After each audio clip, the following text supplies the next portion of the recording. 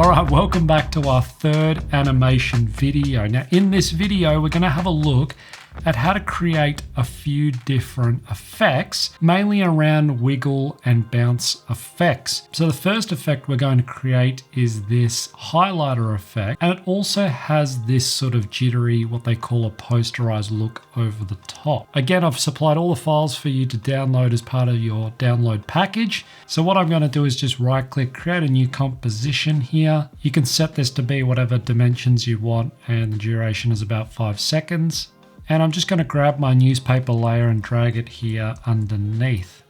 Now what I can do is just resize this because it's not the right dimensions for this. So I just need to resize this so that we can get it into the right position. And now I want to actually create that highlighter effect over the top. So the way we can do this is by selecting the rectangle tool. I can choose the color of the highlight that I want. So I'm just going to have a yellow, and I don't want a stroke effect. Then I can just draw out a bar that kind of goes over like this. And then I need to reposition it. So what I'm going to do is just basically grab I'm just going to move my cursor here to rotate it like this. And then I can also resize this by holding shift, or I can just resize this to make it fit over my text. Now I actually want to see through that highlighter effect, and that's really easy to do. All we have to do is come down to the modes and then change the mode setting to be multiply. And what that does is allows us to see through that, but keep the detail of whatever it is in the background. So we've got this paper in the background, and it's allowing us to have a bit of that detail come through. So I can use my rotation tool here just to refine that shape a little bit, and then we've got that to where we need it. Now I want to animate this, so I can come down to the rectangle settings, and under the transform properties, I can create a scale keyframe here at the start. I want to turn off this little constraint, and that will allow us just to change one axis of this. So we want it starting in from this side. The other thing we also have to do, like we did before, was move the anchor point. So I come up to the pan behind tool, I reposition this over here, and now when we scale up and down on this, we get that effect. So what I can do is just create a keyframe here at the start. I move along, create another one, and with my first keyframe, I'm going to scale this first number down to 0. So now we have that effect. What I can also do is right click, make these easy ease, come into the graph editor here, and then just scale up on this. So we get that sort of smooth animation effect. I can even drag out on these if I want to make that slower or faster. It's up to you. With that layer selected, I can also come back up to the settings, and I can change the color to be whatever I like. So you don't have to use a yellow, you can use whatever. It just depends on the overall look that you're going for. Now to take that layer, if I wanted to highlight something else, I can just duplicate it. And now because we have a layer that's already animated, I can just move it to somewhere else on my timeline. So if I wanted to highlight a small part here, what I can do is if I hit U on the keyboard, I can now select those and then basically animate them and readjust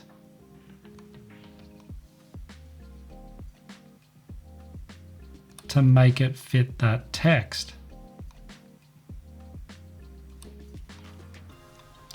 So again, if I go back to the start, I've got to make this first one 0 again, just so it animates from the start. And there we go, we have that animation again that we've just duplicated.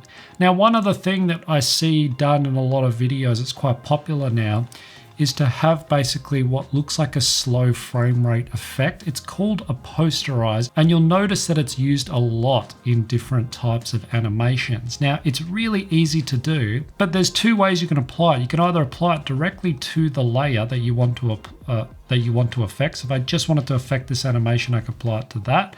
Otherwise, I can apply it to a adjustment layer. So I create an adjustment layer, I come up to effect, down to time, and I apply the posterized time effect. Now this, by default, should match the composition settings that you've set. But if not, all you have to do is just drop this down. So all this is doing is basically just allowing you to play back at a different frame rate. So if my composition here is set to 29.97 frames a second, I can say I want all these layers underneath to play back at 12. So it's not going to be as smooth in its playback. Now you might be thinking, why don't you want to make it smooth? Well, this is a look that has become very popularized through different videos. And if you want to apply it to your work, then this is how you apply it. Another thing we can do is also create a null object. Take all those layers underneath and parent them to the null. I'm not including the adjustment layer because the adjustment layer sits over the top. We don't want to affect that. And then I can create a scale and position keyframe. I can hit U to bring up those keyframes. And then I'm going to zoom in here and reposition this. And then I can also make these easy ease. And if I go into my graph editor, I can drag in on these points. And that's just going to make it look a lot more interesting by zooming in. Another thing I can also do is turn on motion blur for all those layers. And again, that just adds a more interesting look. So that's how you create the highlighter effect, and that's how you use the posterized time. We're going to be using the posterized time effect a lot through these different animations. So it's a good effect to get your head around. And now you know what it is, you'll start to see it used in a lot of different videos. In this next animation, I'm going to show you a few different techniques for highlighting text. This is something that has also become very popular through mainstream videos. And I want to show you a few different ways of doing this. So I'm just going to right click, create a new composition here. So all I've done here is just add a background and I've got my text laid out here. Then I just want to add an animation to this. Now for this, I'm going to use two. I'm using fade up words, which is one of them. So it does this fade up effect. And I also want to use this straight in by words as well. Now what I can do is I can come down to my second animator and I can change the position here of this. So I can make sure the first number is set to 0, and then I can off center this. And what this does is it just allows me to basically create a position for that second animation. If I bring this up, I can decrease this.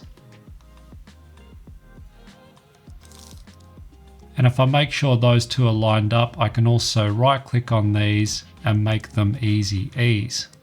So you can also drag out on this to control that overall speed. So there's a good example of where you can layer two of the animation presets to get some different results. And I recommend doing this because it'll just help take that animation to that next level. So to highlight, we're looking at two different examples here. One is I want to show you how to create a highlight effect around the outside. And the other one, I'm going to show you how to create a highlight effect of the text itself. So what I want to do is I want to just create my rectangle tool and just highlight the part that I want to basically, or the text that I want to highlight. If I move that anchor position, I can hit S on the keyboard and then scale this right down so that it starts at 0. Create a keyframe there, move across my timeline and then bring this up as far as I need it to be, so probably to there. I can also take these, right click, make them easy ease, and that just creates that highlighter effect. I can also add a bit of motion blur to that. At the moment, it's on top of the text, so we just want to create the first type. So with my layer selected, I'm going to come up to Effect, down to Channel, and I can apply the Set Matte. Then I can make sure that that is selected as the text.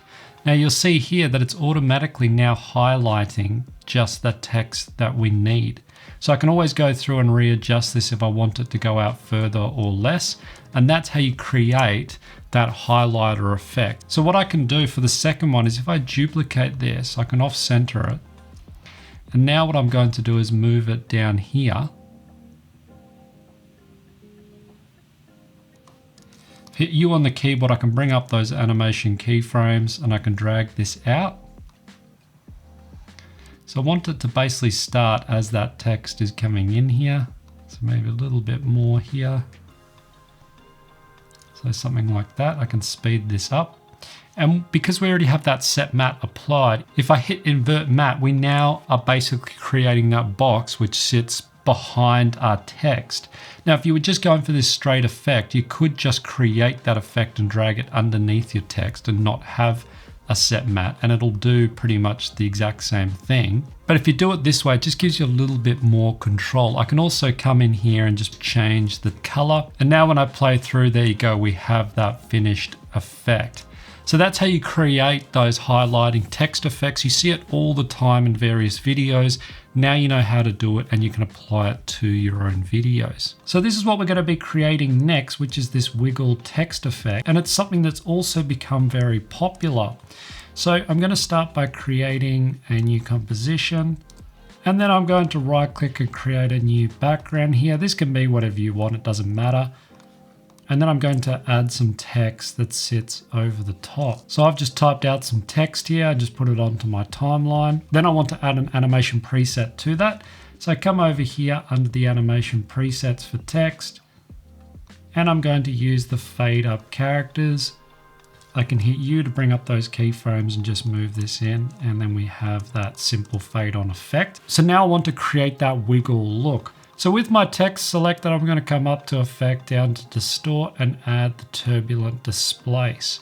Now this is what a turbulent displace does. It basically creates this distorted look to your images.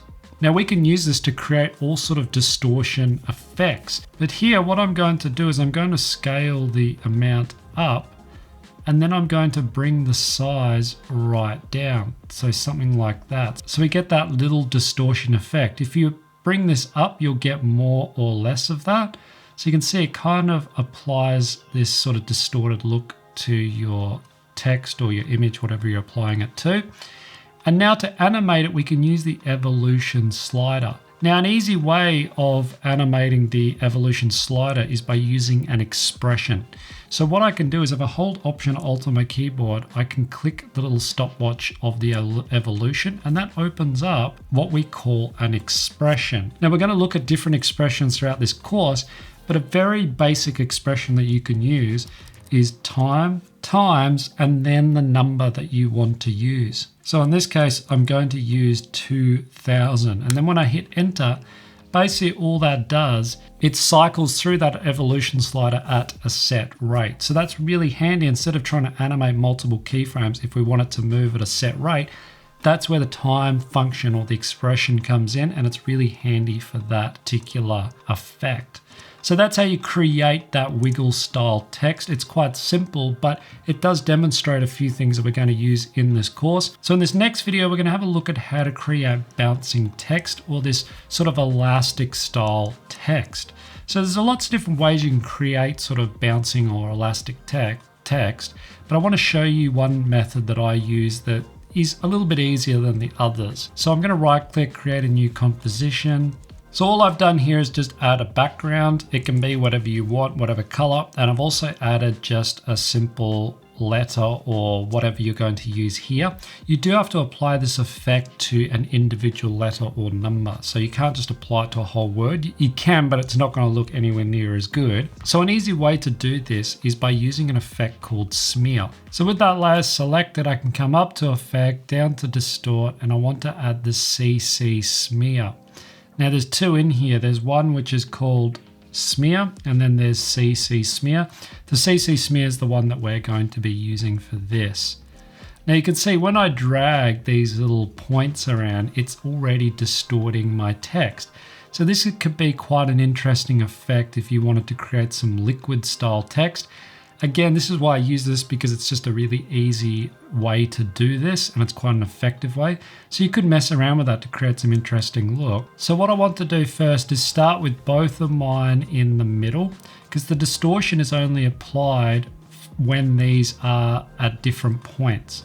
So if they're on top of each other in the middle, it won't apply any effect. So now what I want to do is create keyframes for my to and my from. I can bring those up by hitting U. And now I want to start moving the to up here. So what that does is it basically creates this movement like the letters being squished downward. Now at the same time, I also want to bring the radius up. So I can bring this right up, and that just kind of creates a bigger area, a bigger circle that this is affecting, right? So it gives it a bit more of that bounce that we're kind of going for. So I can bring this up. Then I want to create another sort of from point here because I don't want this part to move. And at the end here, I want this one to kind of go down. I want my from to kind of come down, but I'm going to drag up on my 2. So it kind of creates this reverse effect here. So you can see what we've kind of created is this sort of like it's compressing to get that energy, and then it's releasing it all to kind of fly upwards. So we're kind of getting that effect. What I can also do is take all of these and make them easy ease. And this is a really good tutorial to kind of get used to trying to animate real life. So you got to try and think about how a ball would bounce. That's what you're trying to replicate here. Now at the same time this is coming up, what I want to do is bring my position in. So I'm going to create a keyframe for my position, hit U to bring up all those keyframes, and I want to scale this up, right? And then bring it back down. So I can copy that keyframe, paste it over here, make these all easy ease. So that kind of creates this bounce, right? Because we want it to kind of go up in the air and then come back down. So what I can do is take those same keyframes, paste them in here, and then I'm basically going to reverse this. So I'm copying that keyframe like this, just pasting that in there, and then just copying these end keyframes, moving them down like that. I can also readjust these by bringing them in if I want to readjust that timing. The other thing I can do is also turn on motion blur for the layer and for the entire composition. And there you go, we've kind of got that bouncing effect. From this point, I recommend just messing around with this effect. And that's really where you're going to learn the most, by just kind of taking one of these effects and messing around with it to see what interesting things you can come up with. Another good tip here is to look at real life. So look at things you've seen in real life. Maybe grab a video clip of a ball bouncing, putting it in After Effects and trying to animate this over the top to try and follow that, because it'll teach you a lot of things about how to animate real world objects. You can also add just a simple fade on effect by creating an opacity keyframe here at the start and the end. That just creates that fade on effect. Now to create another one, all you have to do is just duplicate your layer. Now when you try and move this layer across, you're going to see that all the animation basically gets thrown out, right? So even if I take this and I basically turn this off, all of these are going to be thrown out, right? It's not going to sit in the same place. So one way we can get around that, because that is a problem that happens in After Effects, what you can do is if I duplicate the layer and come up to the effects controls, I can add the transform to that under the distort settings. And what that allows me to do is move that layer or off center it, and it moves all of those together. So it's an easy way of doing that. If I off center this now you've got the effect basically playing one after the other. So that's another way. And this is a really good function and an easy function to use. Whereas using the transform settings down here, it doesn't apply to the whole thing. It will affect the overall animation. So as I move this down, the original effect itself does not move with it. Whereas when I move this, it also moves these to make it basically match. So that's just something you want to be aware of. Now, the last part of this is I've also added a test yourself part into this course. So this is the animation that I would like you to go and have a go at trying to make. It uses all the same techniques that we've looked at in the previous videos, but it puts it all into one animation. Now, I'm not going to show you a tutorial on how to make this, but I will supply this project file here as a download. So if you want to follow along or you get stuck or you're not sure, then just use that as a reference. But I recommend just having a look at it first and then trying to animate it yourself. I've also supplied all the files you'll need in order to make this as part of your download pack as well. So that's it for this video. If you have any questions about this particular video or any of the other videos in this course, then don't hesitate to let me know.